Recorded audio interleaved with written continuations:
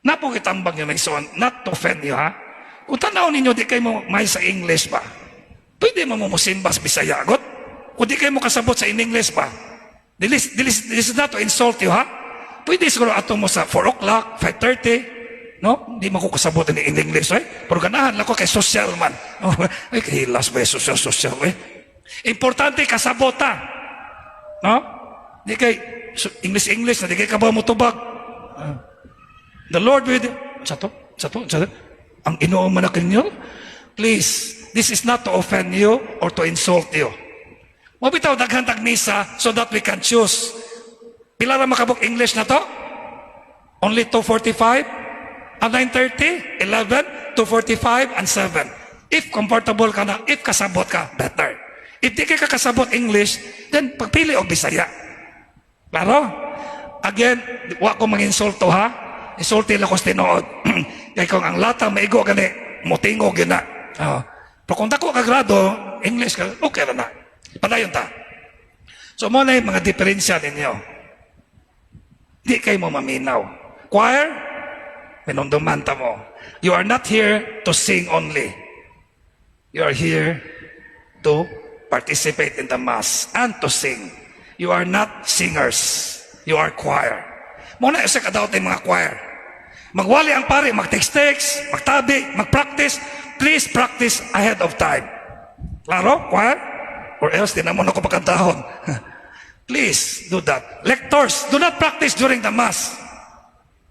Or psalmist, nag-practice, kita ba mo na ko? Wako'y notes. Nag-practice na ko daan. Memorize na ko tanan.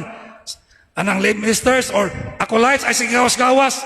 Kaya acolytes, pagwapo po. Bisag di gwapo, aon sa ba?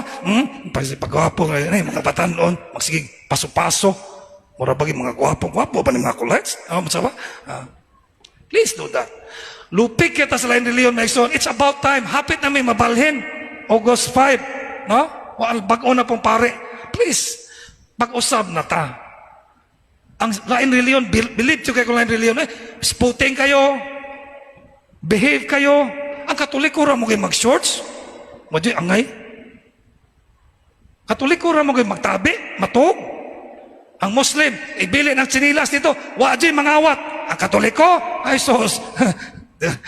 Stilan, iglakaw, ikalawat niya, ay ibili yung bag. Katoliko ra mo kayo mangawat, eh? Stilan, eh? Klaro? Then, part 2 of my homily. Part 1 pa to kaninyo. Ato sang sawayon ang mga pare. Kami mga pare, since we are the preachers, daghan bitan sulti, sikat kay kakaron pats, sa TikTok, kuha mo ko magpasikat, di mo ko artista. Kung nasikat mga ko, dili man na it's about the word of God. We are preachers. Ang pare po, we prepare our homily well. Daghang kay reklamo mga tao, usa mo ni pare na mo, way klaro mo wali, way lami. Ako, kung manaway mo pare nga bati mo wali, ako sad. That's why I always prepare my homily. Next month, I will be 26 years in the priesthood. 26 years old na ko. Maguwang pa ko ninyo uban. Wa pa mo matao pare na ko. Yet, I prepare every day. Huwag niyo ko magsalig. Gusto ko makasabot mo. Gusto ko ma-inspire mo. Gusto ko matayog mo. Usahay. Uyugon ta mo. That's why before I prepare my homily, I always pray. Ako nagisunod kang Brother Mike Velarde, kaila mo? El Shaddai, no? Father, what do you want? And what do the people want? I never pray, what do I want? Mauna sayop sa mga pare.